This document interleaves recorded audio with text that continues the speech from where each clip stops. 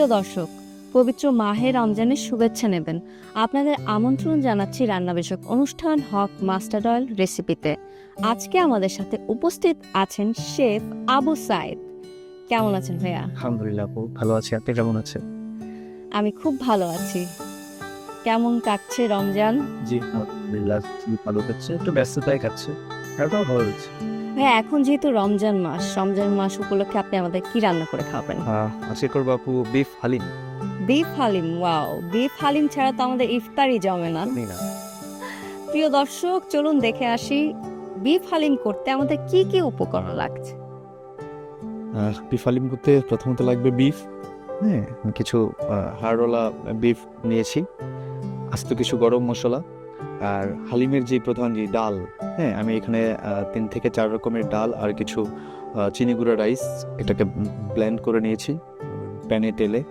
তারপর আমি 15 মিনিট থেকে 20 মিনিটের মতো পানিতে ভিজিয়ে রেখেছি। আর এছাড়া লাগছে পেঁয়াজ বেরেস্তা, লবণ, হালিম মশলা, আদা রসুন পেস্ট নিয়েছি, হলুদের গুঁড়ো আছে, মরিচের গুঁড়ো, গরম মশলার গুঁড়ো, জিরার গুঁড়ো, আর গার্নিশের জন্য কিছু আদা কুচি, আর টক দই, বিট লবণ। আর সবশেষে থাকছে যেটা আসলে সবচাইতে বড় ব্যাপার, সেটা হচ্ছে যে হক সরিষার তেল ছাড়া আমি হালিম রান্না করতে মনে হয় যে ভুলেই যাই। এটা হচ্ছে সবচেয়ে বড় ব্যাপার। চলুন ভাই আমরা শুরু করি। হ্যাঁ রান্না। ঠিক আছে আপু, চলুন শুরু করি। বিফগুলোকে আগে একটু আমরা ম্যারিনেশন করে নেব। বিফ দিয়ে দিব, অবশ্যই হাড়ওয়ালা বিফ যেন হয়, কিছু হাড় থাকবে, কিছু বন থাকবে। রান্না করতে পারবো না। হ্যাঁ, এটা আমরা আগে প্রথমে বিফটাকেই রান্না করব। হ্যাঁ, কিছু আস্ত মশলা দিয়ে দিব, তেজপাতা, লং, এলাচ, একটু এক পিস গরম আস্ত এলাচ, শুকনো মরিচ, লবণ। লবণের পরিমাণটা একটু কম রাখতে হবে। একটু আদা বাটা 1 চা চামচ পরিমাণ দিলেই হবে। হ্যাঁ, হলুদের গুঁড়ি, মরিচের গুঁড়ো, ধনিয়ার গুঁড়ো।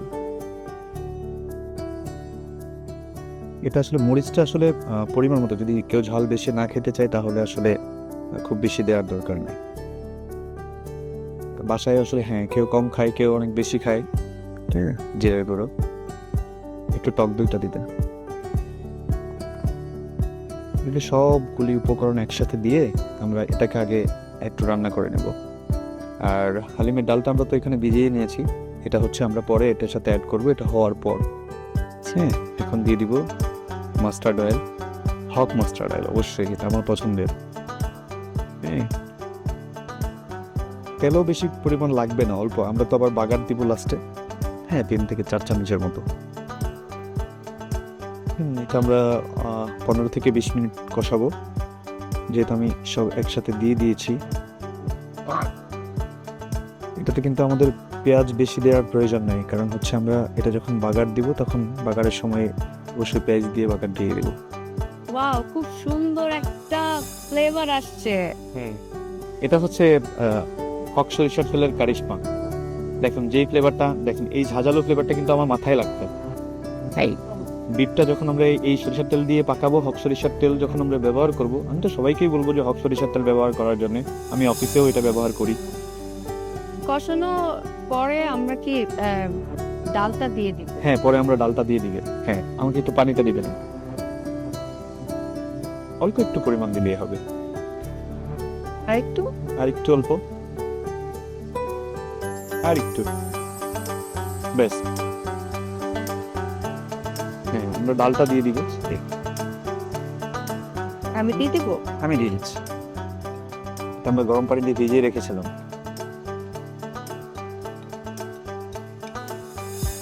ডাল না হলে তো আসলে হালিম হবে না হাতে। হ্যাঁ, তবে ডালটাও খুব ভালোভাবে ভিজতে হবে। এটা আমরা কিছুক্ষণ কষাবো, তারপর আমাদের আরেকটু পানি লাগবে, অল্প পরিমাণ, আরেকটু, ব্যাস ব্যাস ব্যাস। আমরা এখন এটা ঢেকে দিব। 20 থেকে 25 মিনিটের মধ্যে হয়ে যাবে। হ্যাঁ, অলমোস্ট। ডালটাও সিদ্ধ হয়ে যাবে পরিপূর্ণভাবে। একটু কমিয়ে দিই আমরা চুলার আঁচটা।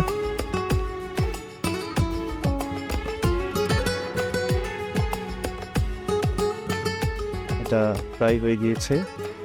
দেখুন কি একটা ফ্লেভার বের হয়েছে, ওয়াও, এটা অনেক সুন্দর হয়েছে। বিফ হালিম বিফ শাহি শাহি একটা ফ্লেভার আছে। দেখেই মনে হচ্ছে খুব মজা হবে। হ্যাঁ আপু, আশা করি ভালো লাগবে সবার। হ্যাঁ, সবাই যদি বাসায় এটা ট্রাই করে। অনেকে দেখবেন হালিমের ভিতরে হচ্ছে বিফের নলি দিয়ে দেয়, নলিটার ভিতরে যে ক্যালসিয়ামগুলি থাকে এগুলো খুবই মজা লাগে। হ্যাঁ, আমাদের হালিম ট্রাই হয়ে গিয়েছে। এখানে কিন্তু চাইলে কেউ অনেকেই তেঁতুল ইউজ করতে পারে। তেঁতুল, হ্যাঁ তেঁতুলটা গুলিয়ে নিতে হবে। আমরা এটা এখন একটু বাগার দিয়ে নিব। আপু একটু হেল্প করবেন আমাদেরকে, এটা হাতে রাখবেন, এই হাতে ধরবেন প্লিজ। চলোটা কমিয়ে নিয়ে একটু সরিষার তেল দিয়ে দিব, হক সরিষার তেল। তখন আমরা প্রথম যখন বিফ রান্না করি তখন কিন্তু তেল কম দিয়েছিলাম।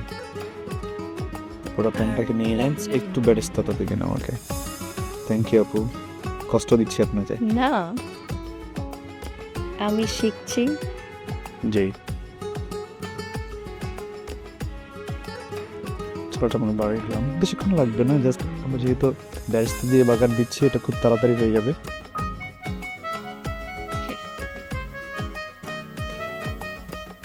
এসে চলে যাবে। ওয়াও, কি সুন্দর একটা ফ্লেভার আসছে। বাগারের পরে স্মেলটা আরো লোভনীয় হয়ে গেছে। এটাকে এখন আমরা সার্ভ করে নেব। কি সুন্দর একটা ফ্লেভার বের হয়েছে বাগার দেওয়ার পর, উপরে একটু তেল ছেড়েছে।